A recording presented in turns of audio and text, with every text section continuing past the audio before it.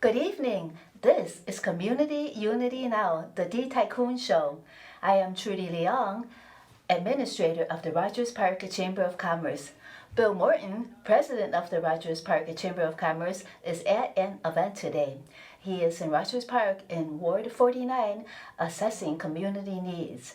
And we already had our first session from 3 to 5:30 p.m. and it was a very robust session in which we discussed public safety and crime and homelessness and all sorts of issues that the community were very, very concerned about. Bill extends his wishes to you, our viewers. Our guest will be coming on pretty soon. He is Mark Clemens of the Chicago Torture Justice Center, and they have been doing very great work on getting reparations for victims of police torture, especially deriving from the victims of Commander John Burge. They have been, here, let me give you a little background about them. Okay, hang on just a second.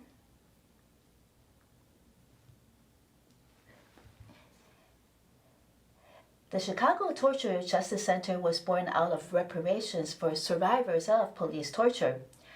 The survivors and their families fought for decades for access to the trauma-informed resources and politicized healing support that the center now offers. Today, with hundreds of survivors still incarcerated and the persistence of racialized police violence, that fight continues. One of the most documented movements against police violence and torture occurred in Chicago over the span of 30 years. Under the command of Chicago Police Department Commander John Burge, over 120 people, predominantly African American men, were tortured from 1972 to 1991.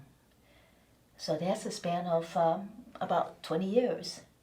John Burge and officers under his command targeted communities of color, kidnapping and torturing individuals, producing confessions to crimes not committed. Burge was a Vietnam War veteran and used war torture interrogation tactics from Operation Phoenix on the survivors, such as racial epithets, electric shock, suffocation, and brutal beatings. Let me just message our guest. He might have gotten the link a little bit lost, and let me just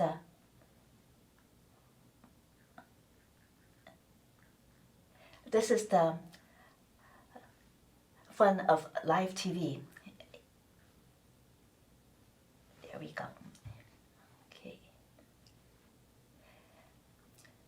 However, now this is very sobering work that the Chicago Torture Justice Center has had to do to bring reparations to victims of police torture. After being forced to give false confessions, the survivors of torture spent years, some decades, incarcerated. Public officials at the city, county, and federal level refused to take action to stop the torture, although concrete evidence documents the torture. Neither Commander Burge nor any officer under his command were ever criminally charged with torture. For decades, survivors, family members, lawyers, and community organizers fought to have Burge and his accompanying officers convicted for torture. Milestones in the fight for justice for the torture survivors included 4 of 10 Burge torture survivors on death row had sentences overturned. Community organizers testified at the United Nations Committee Against Torture, and they recommended that the U.S. government bring Burge accompanying perpetrators to justice. Burge was convicted of perjury only and obstruction of justice in 2010, and served 4 years in federal prison. In May 2015, Chicago City Council passed a reparations ordinance for the Burge police torture survivors and their family members.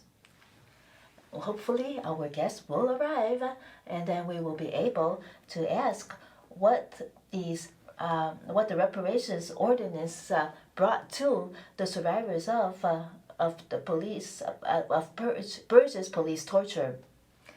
As of 2016, 20 Burge torture survivors have been released from prison and exonerated on the basis of their innocence.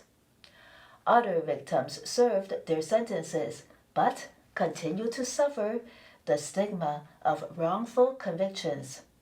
At least 20 individuals remain incarcerated as a result of convictions based in whole or in part upon their coerced confessions. Let me just check in on the guest again. Let's see, that and that. Okay.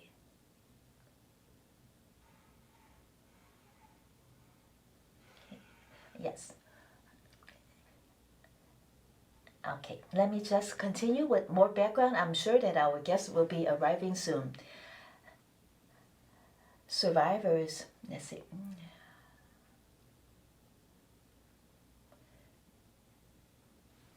Hello, Mark. Can you hear us? Mark, this is Mark Clemens of the Chicago Torture Justice Center. How are you, Mark? Are you able to hear us? Could you make sure that you're in a very good camera position, but could you make sure that you're not muted? I cannot hear you. And let me turn this down a little. I hear myself very loud. Here we go. Yeah, that's better.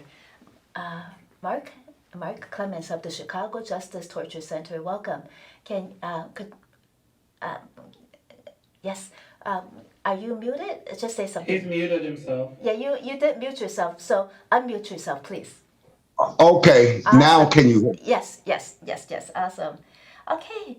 Well, first of all, Mark, welcome. And could you tell us what the mission is of the Chicago Torture Justice Center and about when was it, what did it originate?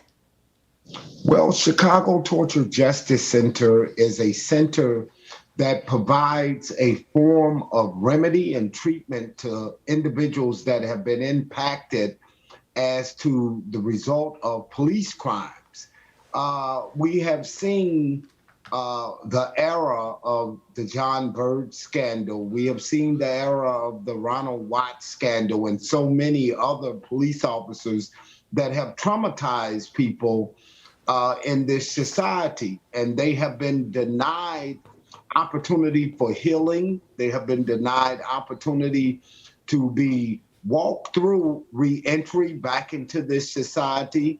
They have been denied the opportunity and proper job training and just proper support in general, and just basically suffering behind prison walls for decades for crimes that many of them did not commit.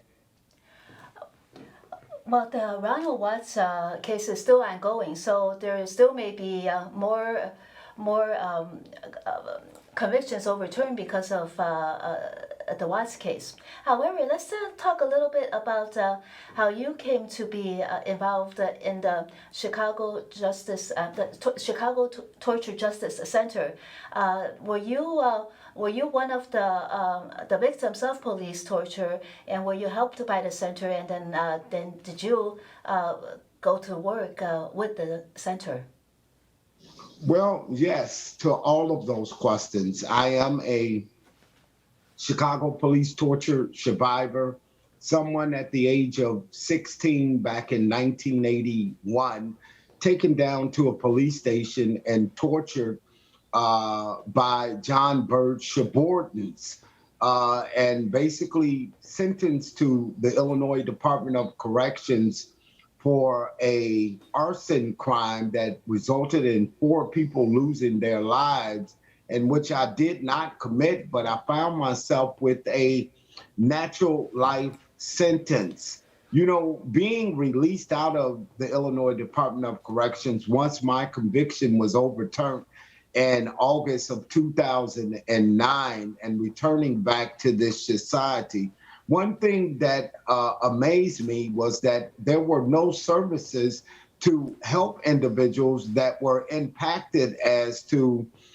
crimes that were committed by the system of police, the system of our judges, the system of our prosecutors.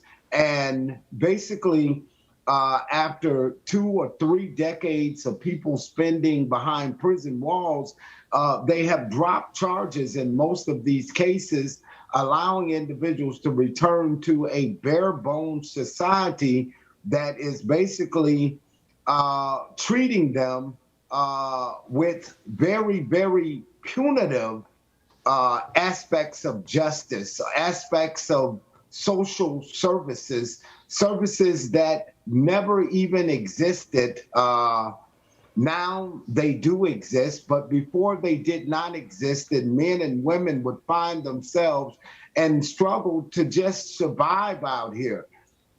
It's one thing to speak of being incarcerated for much as 2 or 3 decades of your lives. It's another thing to experience it and to return back to a bare bones society that literally offers nothing to you. So, yes, I got directly involved with the Chicago Torture Justice Center, sitting on their Survivor Family Advisory Council and taking on other roles. And in the year of 2018, hired on as a learning fellow and now as a organizer with the center since the year of 2000, basically to make a change and to basically call for accountability even more against the system for even holding additional individuals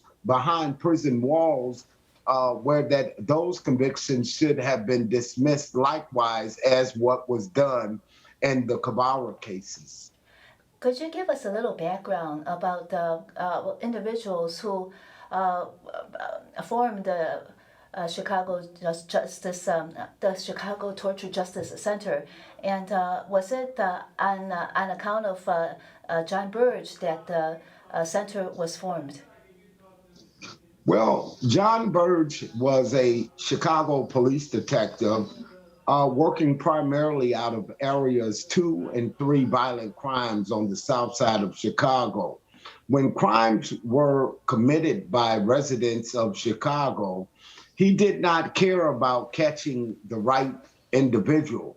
He would round individuals up that were either African Americans or Latinos, take them down to police stations, torture them in their genitals, testicles, the regular beatings, the nasty racial epithets, the epithets of just being called things like MF and deprived of sleep, deprived of food, and things of that nature.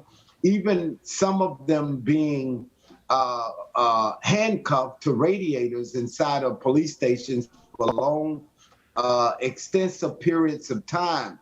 uh, John Verge is someone that totally was able to get away with his crimes, and being able to totally get away with your crimes, it angers you into resilience. What is your resilience? What are you willing to fight for? I was willing to fight for a change due to the fact that my little old mother was my only voice while incarcerated inside of the prison system. And if she could do it, then I could do it. But out in society, there were many little old mothers that were willing to come together and to fight. Uh, Torture reparations is a start in the city of Chicago, and that is the birth of how the Chicago Torture Justice Center was formed. It came out of that reparations package. it came out to provide at least some monetary damages to men and women that could not sue the city of Chicago due to the fact that the statute of limitations on their claims of being physically abused and mistreated by members of the police department, it had expired. So this was a way, at least, to somewhat hold the system accountable, and the Burge era and under his little scandal. So it was families that started the Chicago Torture Justice Center. Then the families of the inmates that worked together Yes, it was families, it was activists and attorneys who all blended in to fight the city of Chicago for reparations and for basically fair hearings for their sons and daughters that had to remain behind the prison walls while reparations was gained. But your concept of it is 100% correct. It was the little people, the little old mothers primarily, along with some of the activists, and they fought hard along with these attorneys to at least gain reparations and to bring it into reality. What kind of reparations did the 2015 City of Chicago Reparations Ordinance bring? Well, reparations, of course, brought in the Chicago Torture Justice Center. It brought in some monetary.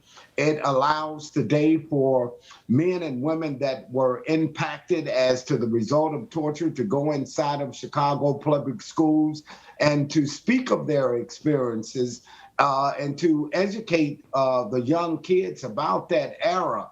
It also provides psychological treatment.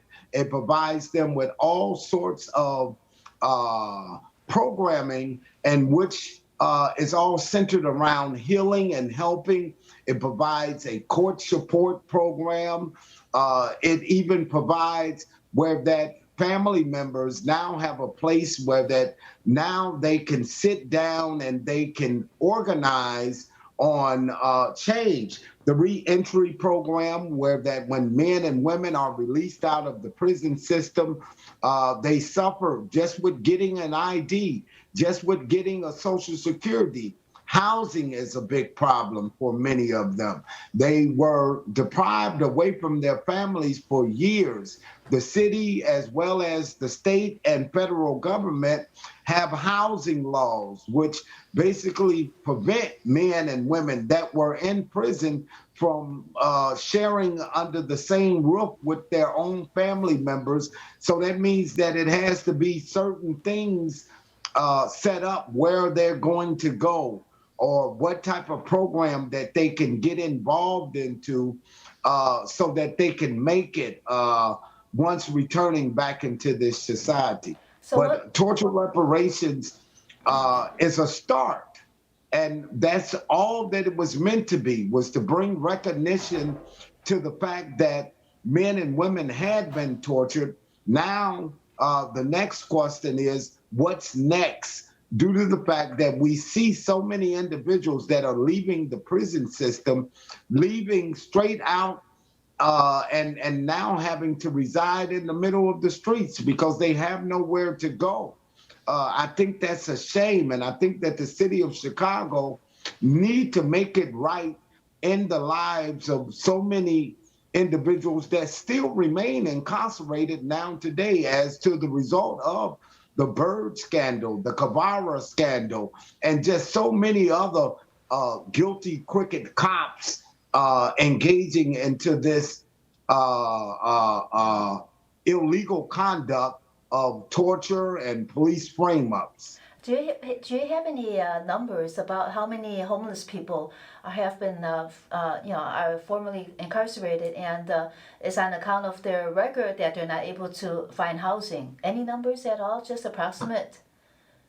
I don't have any substantial numbers, but just viewing how this society is, I would say it is a lot of them that are out there that was once either incarcerated inside of the Cook County Jail or inside of our Illinois prison systems. And once returning back to this society, uh, maybe they had mental deficiencies that were gained as the result of incarceration that most people ignore. Most people fail to realize the damage of sleep deprivation.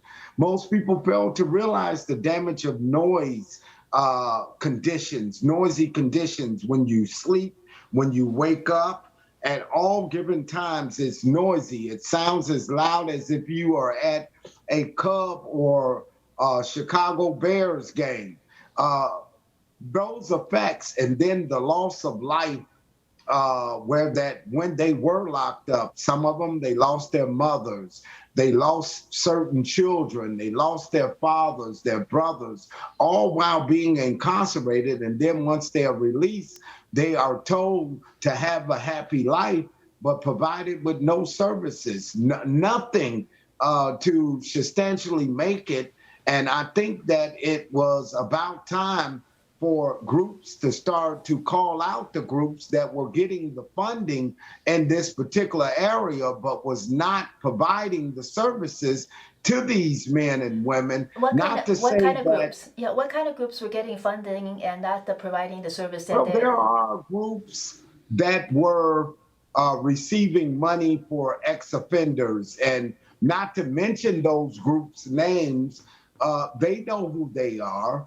And the bottom line of it is not to knock them. And that means not to put them down. This is a tough, difficult situation for any organizations or social services to have to deal with, and that is reentry. You have the state who have created so many laws where that not even state representatives can help guys that are coming out. Not even aldermen can help guys. It's so many different laws to keep a person intact where they come from, opposed to helping them so that they can be on a positive road. What about the formerly incarcerated? Are they now able to live with their families, or are the laws still in place that keep them from living with their families? Well, some are able to live with their families. Some are not able to live with their families. What happens to them It then? Well, if they're not able to live with their families, then they become the product of the street. And the product of the street is they are homeless. The system don't care that they're homeless. The system may offer them a shelter bed, a place that is often described as suffering from bed bugs and other types of lice problems, roach problems, mice problems. Some of the women have described being sexually abused inside of those places. So the thing about it is, making it right to me would almost appear with the city of Chicago investing money into all of these houses that are boarded up and fixing these houses up so that people can live in these houses. You mean to tell me that the city of Chicago, the state of Illinois, it has money for every plan that it wants to achieve, but you mean to tell me that they cannot invest maybe 20 to 30 $1 million in fixing up some of these abandoned houses that have been abandoned for 10, 15 years. People have not resided in these houses. And I think if they were to do that, that we would see a better, kinder, gentle Chicago. Well, not to cut you off, Mark, but we don't have much time left. We do want to ask you, what about those that are formerly incarcerated and are homeless? Is the Chicago Torture Justice Center able to help them? Some we are able to help, How? but once How? again, And what types of help? Well, financially, some through state and city agencies, through treatment, through other support areas, and bringing their families together, and clothing, and vouchers to help them to buy food or whatever things that they stand in need of, paying for gasoline for people to drive their cars. Are you able to Uh, help them find jobs? Is it difficult to do that? it has been a very difficult mission to help people find what is considered as affordable jobs where that they could take care of themselves. I think that the city of Chicago missed out with reparations. One is called healthcare, second is called jobs, and the third one is called housing. These are all things that the city of Chicago should have provided to men and women that were victimized at the hands of police. What is just very quickly? What is politicized support that is mentioned very often as the kind of support that the Chicago Torture Justice Center does? And is that the kind of is that in a way what distinguishes the center from other organizations that support ex-offenders? Well, we are a organization exclusively that is ran and led by people that have been tortured. Our views are different. We believe that our views should come with fighting. Everything that we do is not going to be right, but we constantly fight for a social change of independency. Uh, we believe that everyone should be afforded with the cares and services that we are receiving. We operate out of love, joy, of appreciation. We open our spot up, and the spot, meaning our office, we open it up to everyone that has been impacted and suffering from forms of trauma. So most groups don't do that. They only provide services under a limited umbrella. We don't care what the person comes in that they're dealing with. We're going to try to help them, and we work as a team, everyone working together to try to achieve the missions that we are out to try to achieve. We only have under a minute left, Mark. What about the torture victims? Are they mostly people of color? Are there any white individuals that are also police torture victims and who are working with you? When we tell you, I don't know of any, but it has to be some. Due to the fact that what John Burge did was he turned the city of Chicago into a monster. He literally destroyed the image and all credibility of the Chicago Police Department through his actions. So when we tell you, just like many people didn't know until the 90s that there were females that were tortured, I say the same thing. We are out of time. Caucasians So were. sorry, Mark. We are out of time. Thank you so much, Mark Clemens of the Chicago Torture Justice Center. Maybe we'll have you again on another show. Thank you so much. This is Community Unity Now. I'm Trudy Leong. Thank you so much for watching. Have a good night.